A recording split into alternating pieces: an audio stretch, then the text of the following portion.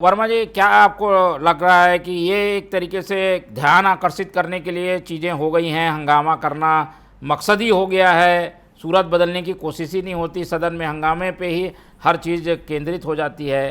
कैसे देखते हैं इस रणनीति को आप? देखिए, आम जनता जो है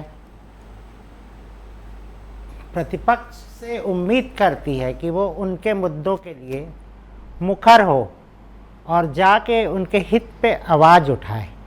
अब उसके तरीके होते हैं, किस तरीके से वो अपनी बात को जनता के हितों को ध्यान में रखते हुए सदन में रखें और सत्ता पक्ष से जवाब लें उन समस्याओं के निराकरण के लिए। लेकिन अगर कई बार ये परिस्थितियां बनती कि जवाब नहीं आ पाता तो फिर ये एक तरीका होता है कि बहिर्गमन करके विरोध जताया जाए। लेकिन सवाल ये उठता है कि कई बार हम देख रहे थे, आज के ही मामले में हमने देखा कि बेरोजगारों के हित की जब बात चली तो कहीं ना कहीं सत्ता पक्ष जो था वो हावी होता नजर आया पिछले कार्यकाल की गड़बड़ियों को लेके, घटनाओं को लेके। और जाहिर है सवाल जो था वो बहुत ही संजीदगी से उठा हुआ सवाल था। इसमें बस्तर के विधायक जो सजग हैं अपने क्षेत्र की जनता, और मैं तो कहूँगा कि प्रदेश के बेरोजगारों के हित में उन्होंने आवाज़ उठाई थी कि बेरोजगारों की संख्या लगातार बढ़ रही है।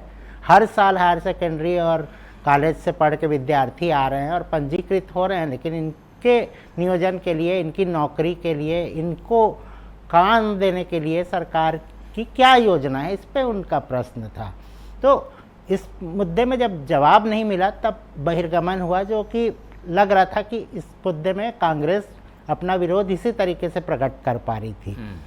दूसरी बात, हम लगातार देख रहे थे कि ये ट्रेंड तो बन ही चुका है कि जब कुछ नहीं मिलता तो इस तरीके से नारेबाजी करके या फिर सदन से बाहर जाके या कई बार वेल तक के पहुंच के हंगामा करना, ये एक तरीका ही हो गया है प्रतिपक्ष का। पर खूबसूरती तब होती है लोकतंत्र में जब जवाब तलब करके सवालों का जो घेरे में सत्ता को लाया जाता है और उसके माध्यम से बहुत सारी गड़बड़ियों को उजागर किया जाता है और योजनाओं का सही ढंग से विश्लेषण हो ताकि आम जनता के हित की बात हो। किसानों के हित की भी जब बात हो रही थी, क्योंकि पिछली सरकार जो थी उसने अपने आप को ये दिखाया है कि वो गांव की अर्थव्यवस्था को मजबूत करने में और किसानों के हित में बेहतर काम करती चली आ रही है। तो जाहिर है वो जब उन्होंने ये छवि बनाई है तो वो किसानों के हित के लिए तो लगातार सदन में अपनी आवाज़ उठाने का कोई मौका खोना नहीं चाहते।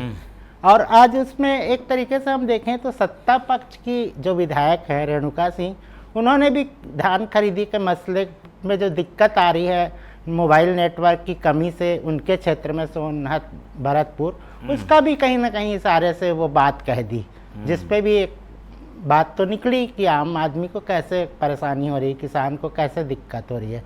तो इसके लिए सत्ता पक्ष ने लगातार जवाब भी दिया कि ये तकनीकी जो प्रॉब्लम है टोकन की वो है, बाकी तो वो लगातार सारा काम सही ढंग से हो रहा है।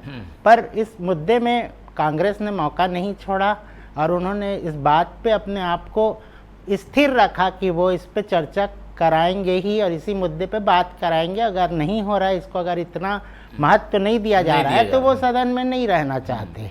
तो इसका क्या कुछ लाभ होता है? जो जिनका ये मुद्दा है उनको क्या फायदा हुआ इससे? हाँ, सवाल ये उठता है कि उनको क्या फायदा हुआ, क्योंकि अगर तथ्यों के साथ बात कही जाती, पूरे आंकड़े पेश किए जाते कि कहाँ कहाँ ये तकनीकी दिक्कत आ रही है, टोकन नहीं मिलने से कितने लोग प्रभावित हुए हैं और उसके तथ्यात्मक सारी चीज़ें आती, तो मुझे लगता है कि सरकार वाकई में इसमें गिरती नज़र आती। तो इस चीज़ का ध्यान रखा जाना चाहिए था।